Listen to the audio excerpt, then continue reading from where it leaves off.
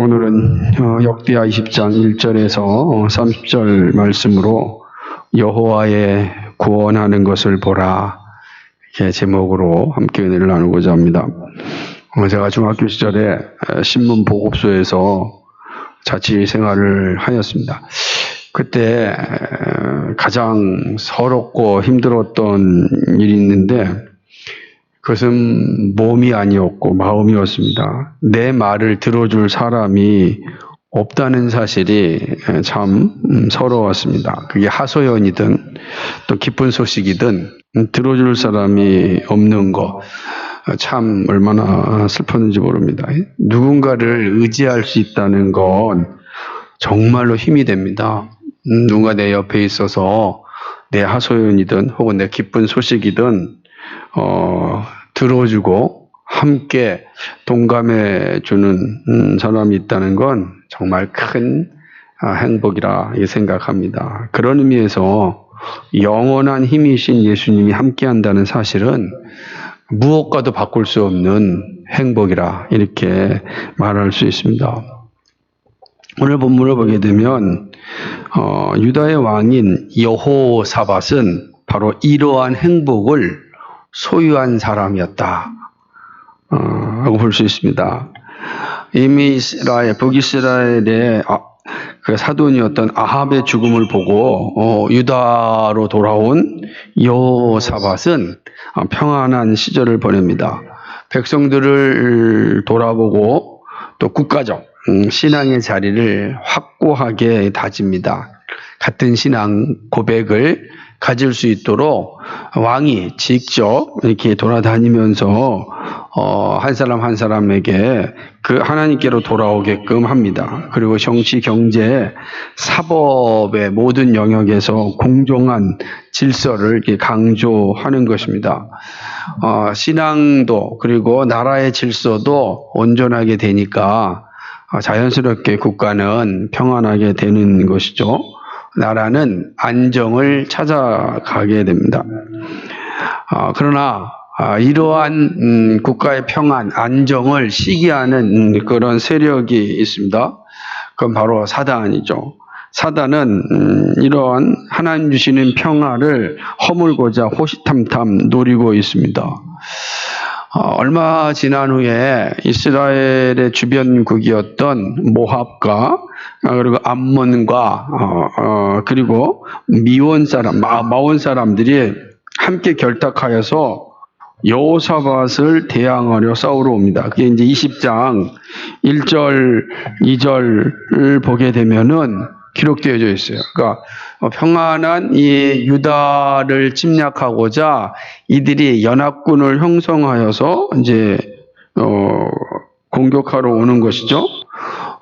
국경 수비대에 있었던 전령들이 이 사실을 보고서 왕에게 와서 이제 보고를 합니다. 어마어마한 군대가 바다를 건너서 지금 왕을 공격하러 오고 있습니다라고 이야기하는 겁니다. 여기서 바다는 지중해 바다를 의미하는 것이 아니라 사해 바다를 얘기하는 겁니다. 그러니까 사해 바다 건너편 모압과 암몬이 사니까요. 그 사해 바다를 건너서 어디에 와 있냐면 지금 엔게디에 다다랐다라고 하는 겁니다. 엔게디에 다다랐다라고 하는 것은 예루살렘 턱 밑까지 왔다라는 것과 같은 거예요. 예루살렘 턱 밑까지 와 있어요. 그러니까 이제 어마어마한 군대가 지금 예루살렘 턱 밑까지 와 있습니다라고 하는 이제 보고를 받는 겁니다. 이 보고를 받은 여호사밧은 정말 두려워했습니다. 왜냐하면 지금 엄청난 연합군이 지금 예루살렘을 공격하기 위하여서 바다를 건너서 바로 그 밑에까지 와 있다는 소식은 끔찍한 일이죠. 준비도 못했는데 이러한 준비를 했다가 하더라도 이 엄청난 연합군 앞에서 사실은 두려워하지 않을 왕은 없을 것입니다. 여호사밧은 얼마 남지 않은 시간에 이 연합군들이 예루살렘에 다다를 것을 알았습니다. 그러자 여호사밧이 어떤 행동을 취하냐면 이제 하나님께 나아갑니다. 하나님께 기도하는 것을 보게 됩니다. 하나님 앞에 금식하면서 하나님께 간구합니다. 그리고 백성들에게 함께 금식할 것을 공포합니다. 온 백성들의 금식을 이제 공포하는 것입니다. 금식이라고 하는 건 위기의 순간에 온 힘을 다하여 하나님을 의지하는 자세입니다. 금식은 매우 중요한 기도입니다. 왕의 말에 온 백성이 함께 각자의 성읍에서 금식 기도를 합니다. 이 장면이 되게 중요한 겁니다. 이렇게 이제 함께 온 백성이 하나님 앞에 나와서 자기 턱 밑까지 와 있는 그런 연합군과의 이 공격에서 피할 길을 줄 것을 기도하는 것입니다. 여호사밧의 기도는요 매우 구체적이었습니다. 그는 우선 하나님을 향한 분명한 고백으로 기도합니다. 그러니까 기도할 때 그냥 급하니까 하나님 지금 저 싸움에서 우리 이기게 해주세요, 살려주세요 라고 그렇게 나가지 않았다라고 하는 거예요. 아주 구체적으로 기도를 합니다. 이 기도의 모습은 우리에게 참 많은 교훈을 주거든요. 여호사밧이 어떻게 기도를 하고 있는가? 우선 하나님을 향한 분명한 고백으로 기도합니다. 하나님은 우리 조상의 하나님이십니다. 열조의 하나님, 지금까지 우리를 지켜주신 하나님이십니다 라는 것을 고백합니다. 하나님은 하늘에 계십니다 라고 기도합니다. 하늘에 계시다는 것은 이 땅을 다 보고 계신다 라고 하는 의미입니다. 하늘에 계십니다 라고 기도합니다. 그리고 이방을 비롯한 온 세계의 통치자이십니다 라고 기도합니다. 그러니까 하나님에 대한 정확한 고백이죠. 하나님은 우리 열주의 하나님이시고 하나님 하늘에 계시고 하나님 이방을 비롯한 온 열방의 통치자이십니다 라고 기도합니다. 그리고 하나님은 권세와 능력이 있습니다. 하나님께 맞설 사람은 없습니다 라고 기도합니다. 이게 8절까지네요. 2절부터 8절까지 해서 이렇게 여호사밧은 금식을 선포하고 하나님께 나와서 기도하는 겁니다. 하나님 어떤 분이라는 걸 정확하게 이제 고백하죠. 그런 후에 여호사밧은 하나님께서 역사 속에서 행한 그 언약을 소환합니다. 하나님의 언약. 하나님의 언약은 환난 가운데 언제든지 부르짖으면 들으시고 구원하신다. 그 약속하지 않았습니까? 9절 말씀. 9절에서 얘기하기를 하나님께서 그렇게 약속하지 않으셨습니까? 우리가 하나님 어렵고 힘들 때 하나님께 나와서 부르짖으면 들어주신다고 약속하지 않았습니까? 이제 이걸 선지합니다. 그런 후에 옛적, 즉 출애굽 당시에 모압과 암몬과 세일산에 거하는 사람들에게 쳐들어가라고 말씀하지 않았습니다. 그러니까 이스라엘 백성들이요 출애굽해가지고서 광야를 지나서 올 때에 이 모압과 암몬과 이 세일산에 사는 사람들이 자기들의 그 나라로 통과하는 걸 반대했거든요. 그럼 들어가서 저들을 다 물리칠까요? 그럴 때 하나님께서 뭐라고 말씀하셨냐면 들어가지 말아라. 신명기 2장 4절과 9절과 19절을 보게 되면은 차례대로 이야기하고 있는 겁니다. 암몬과 모압과 세일산에 거하는 이 사람들 나라에 들어가서 침범하지 말고 그냥 지나가라 라고 하나님께서 말씀하지 않았습니까? 그런데 지금 이들이 이 유다를 삼키려고 오고 있습니다. 이게 얼마나 불의한 일입니까? 하나님께서 치지 말라 그래서 우리는 그대로 놔뒀는데 저들이 이제는 우리를 치러 올라오고 있습니다. 이거 어떻게 해야 되는 일입니까? 그러면 하나님, 저들은 은혜를 원수로 갚는 자들입니다. 배은망덕한 자들입니다. 그러니까 징계를 내려주십시오. 벌을 내려주셔야 합니다. 왜냐하면 우리는 저들에게 벌을 내릴 수 있는 능력도 없습니다. 대처할 능력도 없고 또 어떻게 할 줄도 모릅니다. 오직 하나님만 바라봅니다. 이 12절 말씀. 오직 하나님만 바라봅니다. 할 수 있는 게 없어요. 분명히 저들은 은혜를 원수로 갚고 있습니다. 근데 우리가 어떻게 할 수 있는 상황이 아닙니다. 하나님 도와주셔야 됩니다. 도와주십시오. 라고 기도합니다. 여호사밧의 기도에 모든 모든 이스라엘 백성들이 함께 동참합니다. 그러자 하나님께서 선지자 네이 사람인 야하시엘을 통하여서 응답하십니다. 야하시엘은 왕과 백성들에게 두려워하지 말라 말씀합니다. 그럼 놀라운 선언을 합니다. 이 전쟁은 하나님께 속하였다. 이 전쟁 하나님께 속하였다. 너희들에게 속한 것이 아니라 하나님께 속하였다라고 이야기합니다. 그러면서 말하기를 너희는 두려워하지 말고 여루엘 골짜기 문 앞에서 기다리라. 연합군들이 이 시스 고개를 넘어서 올 것이다. 그러니까 너희들이 그 고개를 넘어서 올라올 때에 너희들은 어디 있으면 되냐? 여루엘 골짜기 문 앞에서 기다리고만 있으면 된다라고 이야기하는 것입니다. 선지자는 하나님의 뜻을 전하기에 이거는 너희가 싸울 일이 아니다. 하나님께 속한 것이니까 너희가 싸울 필요가 없다라고 하는 것입니다. 어마어마한 지금 적군이 턱 밑까지 와 있는데도 불구하고 싸우지 말라는 거예요. 이게 하나님의 응답입니다. 단지 서서 하나님이 어떻게 구원하는가를 보라고 말씀합니다. 그러니 두려워 말고 오는 연합군을 맞이하러 나가라는 거예요. 아무 준비도 없이 전략도 주지 않았어요. 이건 니네 전쟁이 아니야. 내 전쟁이니까 너는 내가 어떻게 하는지 보면 된다. 그러니까 너희는 그 여루엘 골짜기 문 앞으로 그 연합군들을 맞이하러 가라라고 이야기하는 것입니다. 내가 너희와 함께 할 것이니까 걱정하지 말라는 것이죠. 이게 13절 17절의 내용이에요. 그렇게 이야기를 합니다. 이에 놀라운 일들은 여호사밧 온 백성들이 그 선지자의 말씀을 듣고 하나님께 경배하고 찬양을 합니다.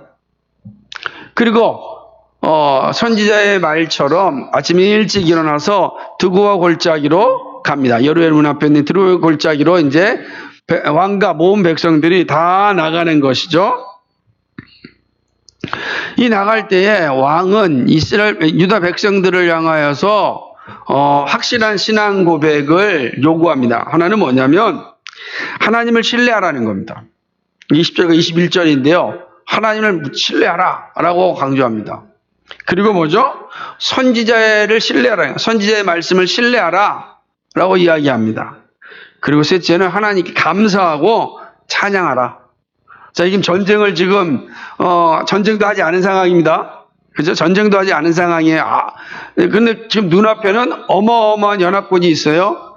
그래서 지금 왕이 백성들에게 연합군을 맞이하러 가자라는 거예요. 지금 저들은 뭘 가지고 옵니까? 지금 칼과 활을 가지고 벌떼같이 오고 있는데 유다 백성들은 아무것도 준비하지 않고 저들을 마치 손님 맞이하듯이 맞이하러 가라는 거예요. 쉬운 일이겠습니까? 결코 쉬운 일이 아니죠.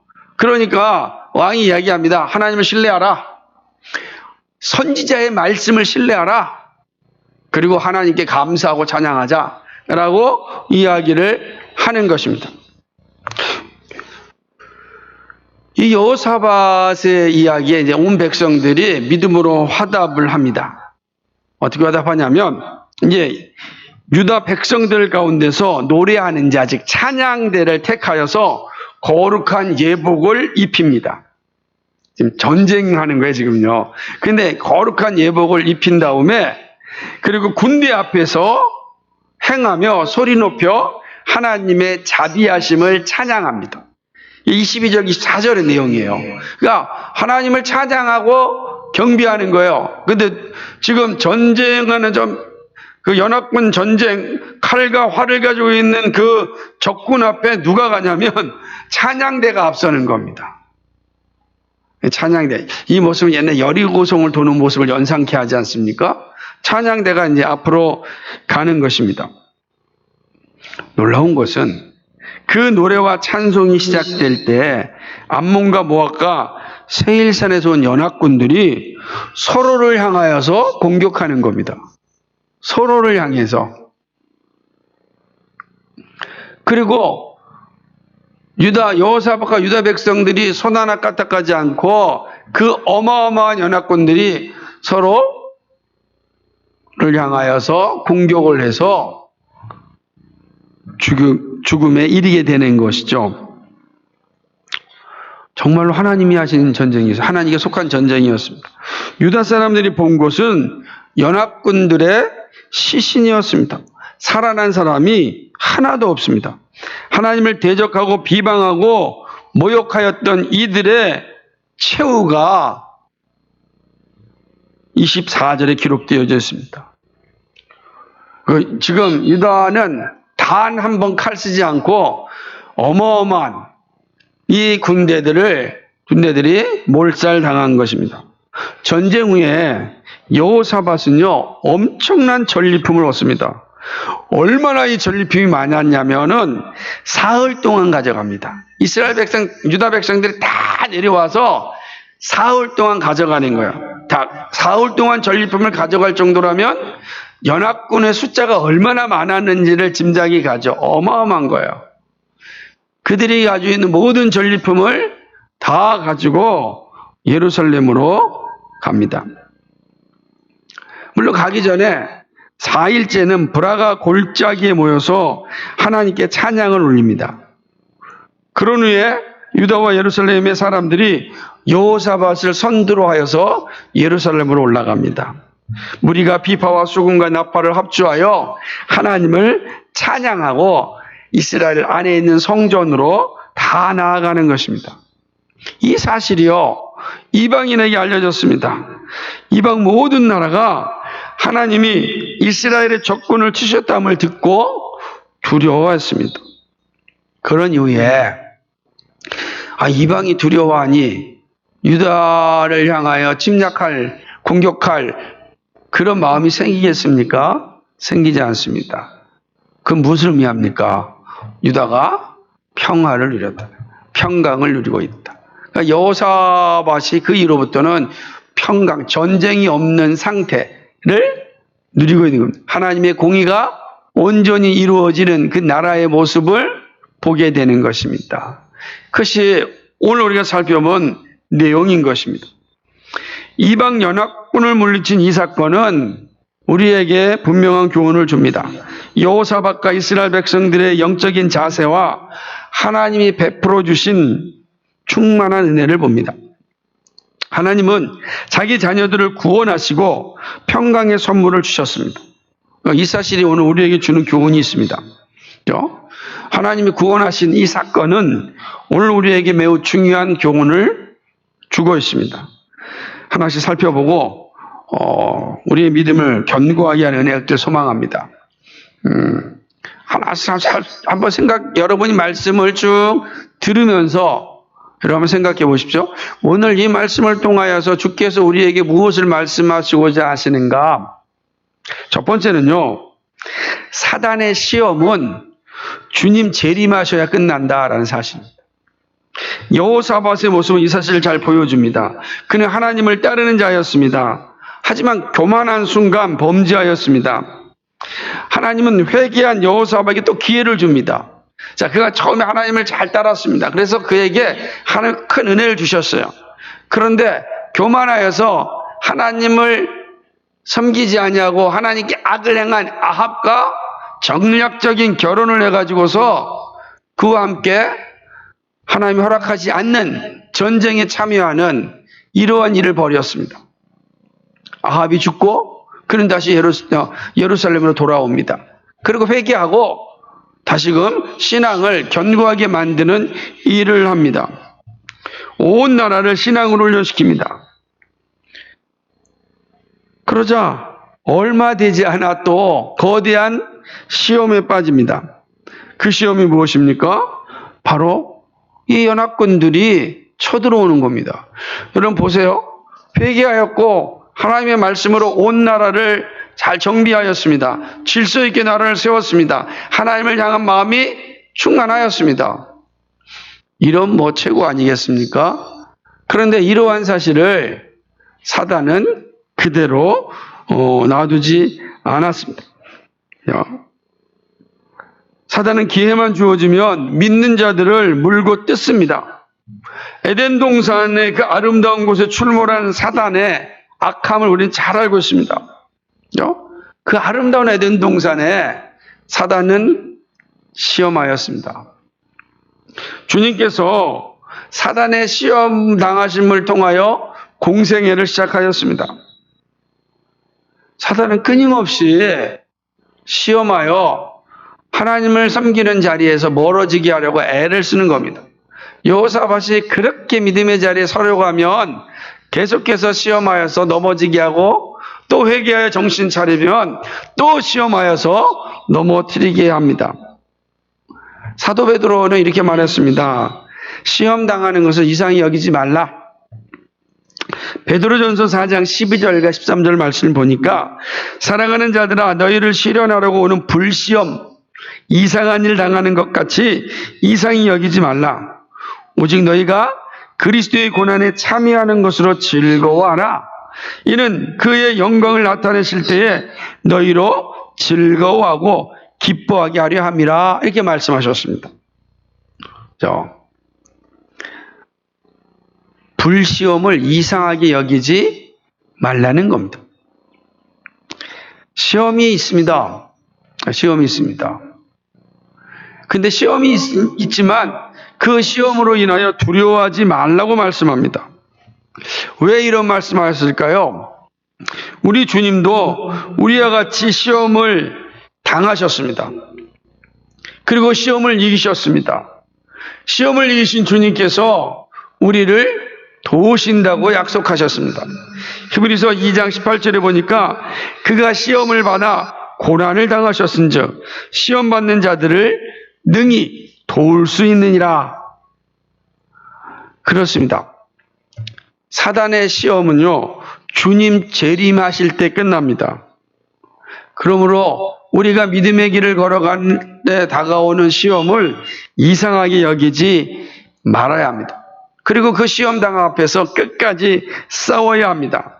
너희 믿음의 시련이 불로 연단하여도 없어질 금보다 더 귀하여 예수 그리스도에 나타나실 때에 칭찬과 영광과 존귀를 얻게 하려 함이라. 아멘. 여호사밧이 정말 하나님의 말씀대로 살려고 몸부림쳤습니다. 그런데 연합군이 쳐들어온 겁니다. 얼마나 두려웠겠습니까? 본문을 보면 두렵다는 표현을 여호사밧이 이야기합니다. 시험 앞에 서면 두렵습니다.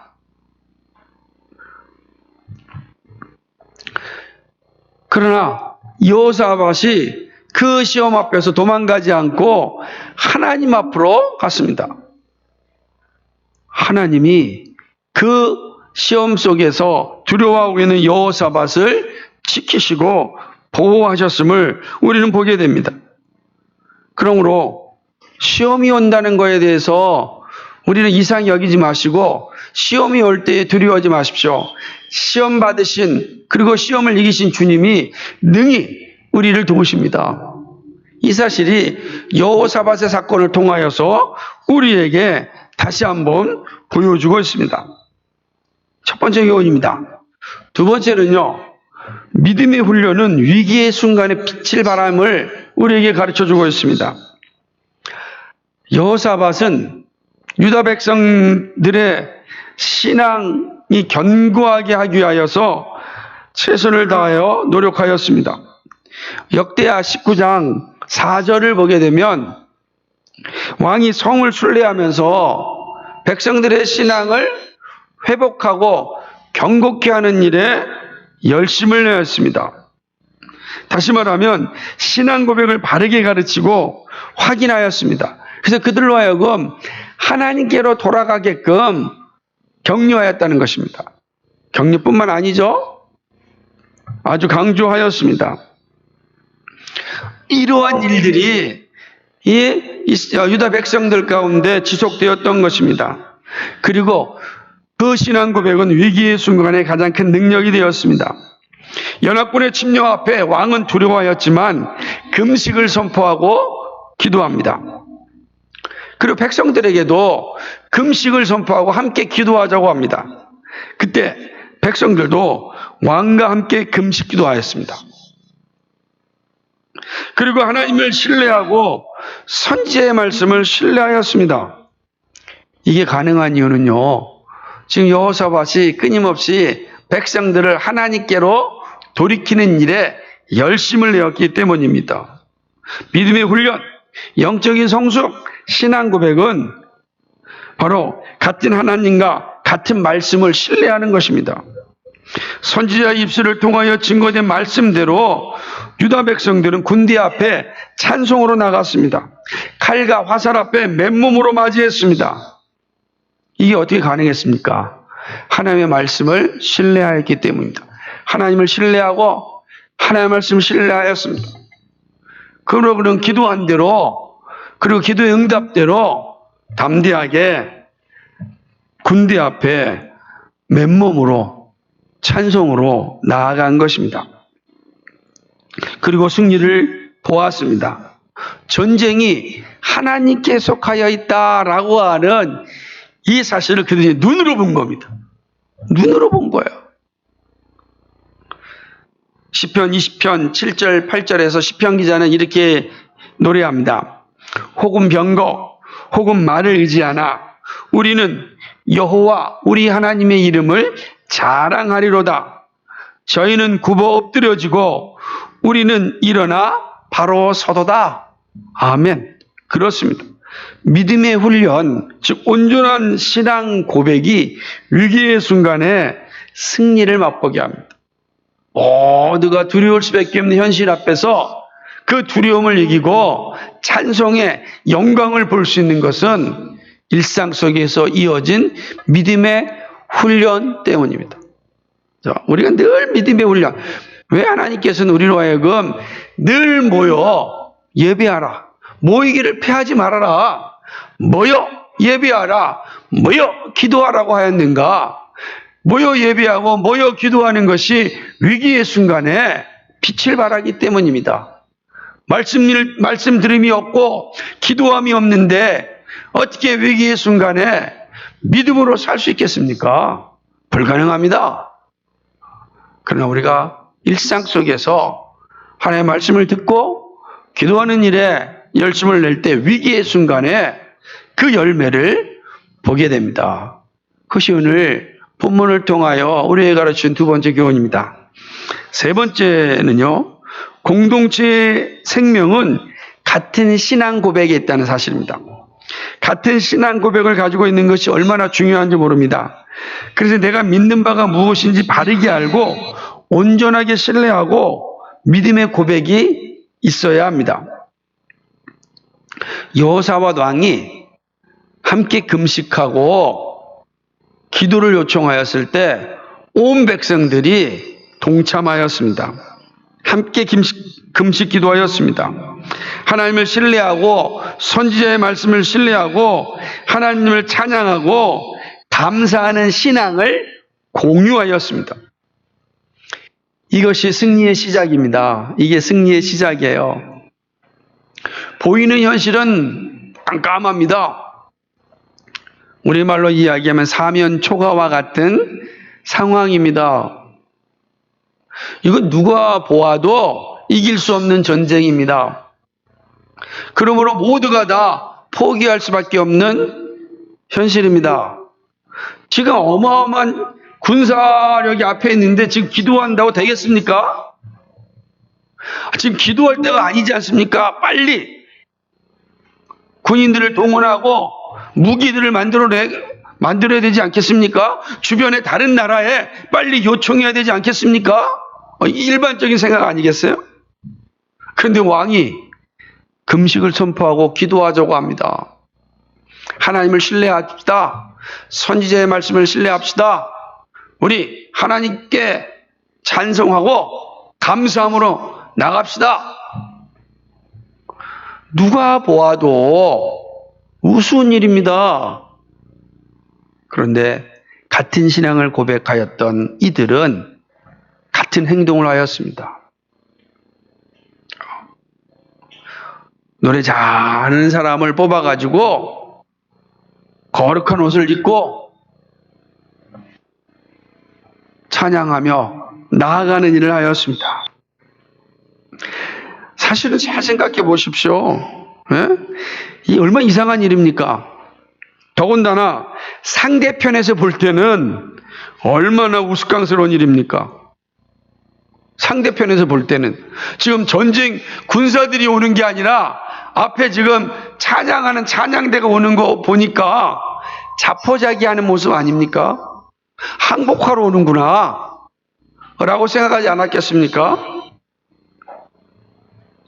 그러나 같은 신앙을 가진 유다는 그러한 환경에 신경 쓰지 않고 믿음으로 나갔습니다. 그리고 싸움 한번 하지 않고 승리하였습니다. 참 중요한 모습입니다.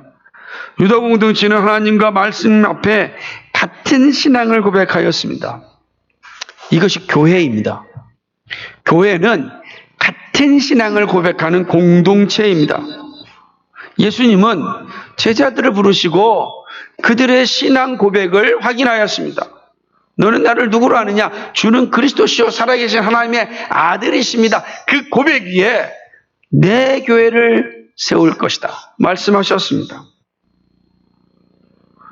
예수님은 그 고백 위에 교회를 세웠어요. 교회가 뭡니까? 같은 신앙을 고백하는 공동체입니다. 그래서 믿음의 선진들이 신앙 고백을 작성하고 함께 고백하였습니다. 많은 사단의 시험이 있을 때 믿음의 선진들이 한 일은 다른 것이 아니라 우리가 믿는 것이 무엇인지를 고백하였습니다. 그래서 사도신경을 고백한 겁니다. 아타나시오 신경이 고백된 것입니다. 신앙 고백 문서가 작성되어진 것입니다. 그 우리의 신앙입니다. 위기의 순간마다 우리의 믿는 것이 여기에 있습니다. 그리고 그 믿는 무리들이 함께 모여 거룩한 교회를 세웠습니다. 같은 신앙 고백이 교회 공동체를 건강하게 만듭니다.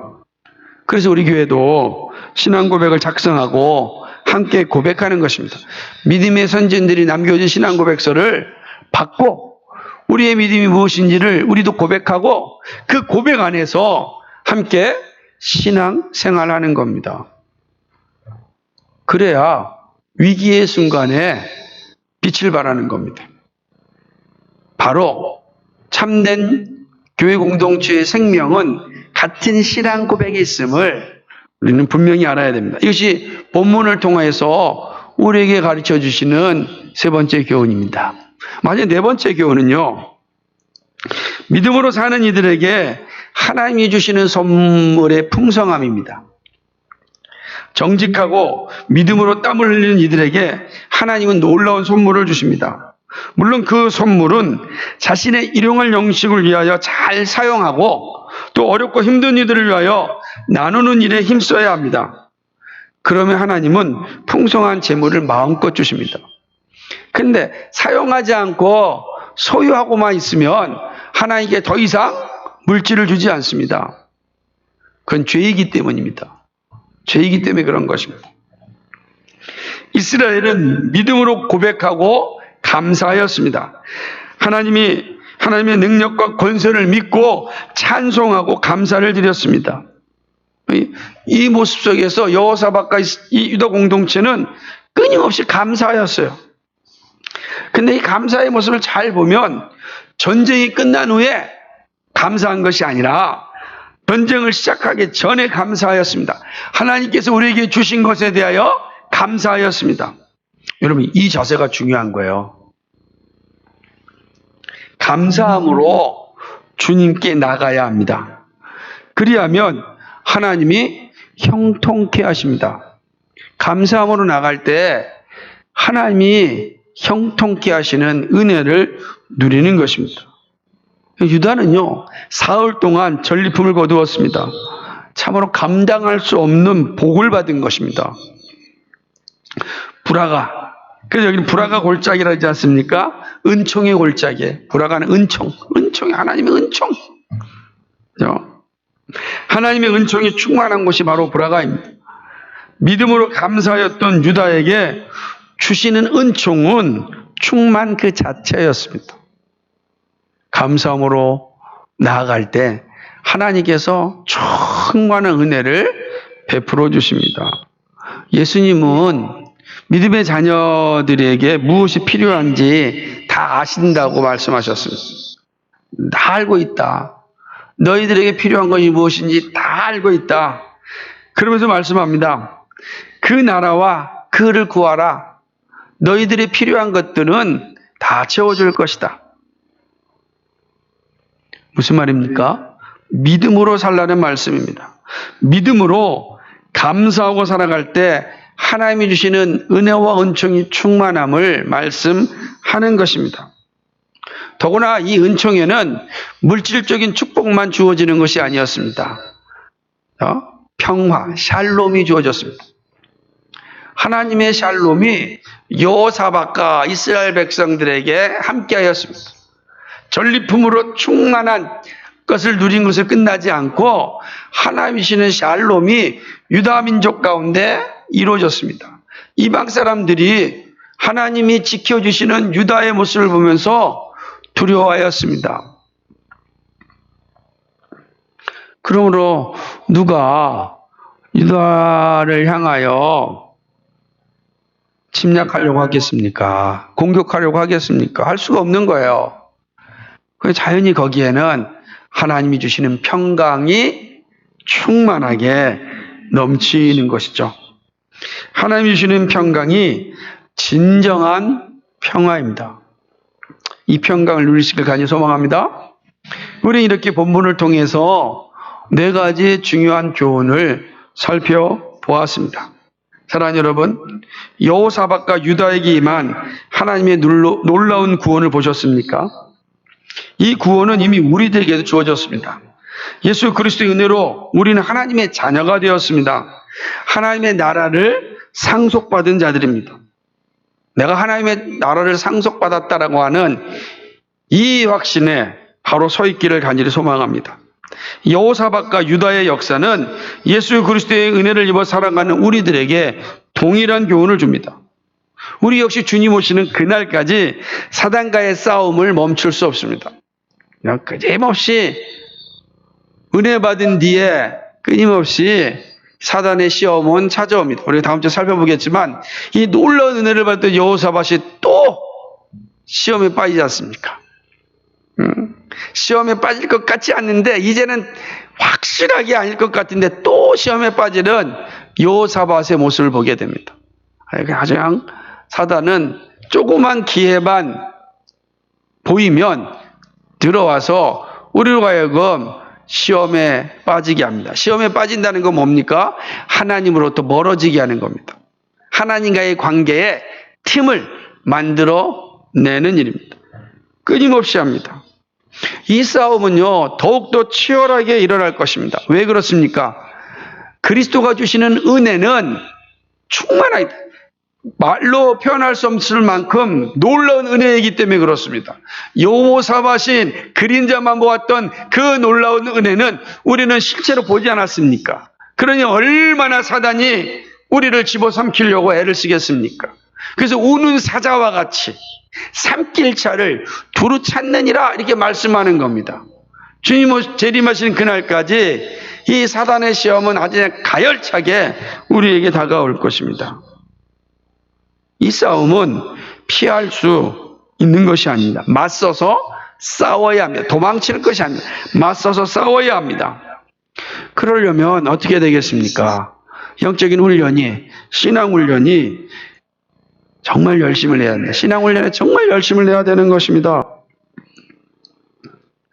훈련이 잘 되어 있어야 전쟁에서 이길 수가 있습니다. 이 훈련은 하나님 온전히 신뢰하고 그분의 말씀을 신뢰하고 어떤 상황 속에서라도 하나님께 감사하고 찬양하는 일입니다. 그래서 믿음의 선배들이 주님 오심이 가까이 올수록 모이기를 패하지 말라라고 하는 말씀이 여기 있는 거예요. 사단의 시험이 정말 치열하게 다가오기 때문입니다. 그래서 점점 하나님과 우리 사이에 틈을 만들어 놓고 멀어지게 하는 겁니다. 하나님 없이도 살 수 있다는 겁니다. 이 정도만 되면은 이제 예배 한두 번 안 드린다고 무슨 일이 있겠나? 기도 한두 번 안 한다고 무슨 일이 있겠나? 라는 생각을 가지게 합니다. 지금 내가 사는 게 바쁘고 즐거운데 꼭 이렇게까지 해야 되나? 라는 생각을 가지게 합니다. 아마 더 심해질 겁니다. 그래서 성경은 우리에게 그날 주님 재림이 가까이 올수록 더욱더 모이기에 힘쓰라 말씀하시는 겁니다. 특별히 말씀을 전하는 설교자를 위하여 기도하고 동역해야 합니다. 말씀을 바르게 전할 수 있도록 도와야 합니다. 정말 중요합니다.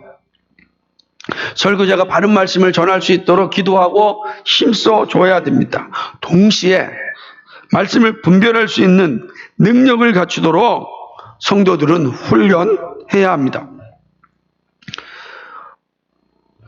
정말 설교자가 바른 말씀을 전하고 있는지 분별할 수 있는 능력을 갖춰야 되지 않겠습니까? 그 능력이 없다면 어떻게 사단의 시험에 이길 수 있겠습니까? 여러분, 신앙 성장이 게으르면 사단이 먹잇감이 됩니다. 사단의 먹잇감이. 그 바른 신앙 고백 위에 분명히 세워 있어야 교회가 건강해지는 겁니다. 하나님께서 우리를 교회로 부르셨음을 항상 기억하고 같은 신앙을 고백해야 합니다. 말씀드렸던 것처럼 같은 신앙 고백이 교회 공동체를 건강하게 만들기 때문입니다. 그러기 위해서 훈련받을 수 있는 기회를 교회는 늘 제공해야 됩니다. 그 성도는 그 제공한 훈련을 잘 받아야 합니다. 그렇게 되면 말씀을 바르게 분별하고 신뢰하고 순종할 수 있는 자리에 서게 됩니다. 이것이 교회가 할 일이고 성도가 할 일입니다. 아무리 교회가 제공해도 성도가 훈련에 참여하지 않으면 반드시 시험 듭니다. 하나님과의 관계에서 틈이 생기게 되는 것이죠. 위기의 순간에 신앙의 힘이 발휘하지 못하는 겁니다. 그러나 정말 하나님의 말씀을 믿고 의지하고 그 훈련에 열심히 감당했던 성도는 위기의 순간에도 그 믿음의 열매를 보게 되어져 있습니다. 위기가 와도 흩어지지 않고 기회를 만들어낼 수 있습니다. 주님은요, 믿음으로 사는 우리들에게 가장 좋은 것을 주시기를 기뻐하십니다. 차고 넘치고 흔들어 주신다고 말씀하셨습니다. 주님이 약속하신 하늘의 복이 정말 우리 모두에게 넘치기를 소망합니다. 그러므로 부탁할 것은 여러분이 가지고 있어야 될 그런 자산은 견고한 믿음입니다. 하나님을 신뢰하고 말씀을 신뢰하고 어떠한 상황 가운데서도 하나님께 감사하고 찬양하는 일입니다. 그리고 이것을 여러분이 남겨줘야 할 유산이 되어야 합니다. 부모가 남겨줄 유산은 재산이 아니라 믿음입니다. 믿음을 남겨주시기 바랍니다.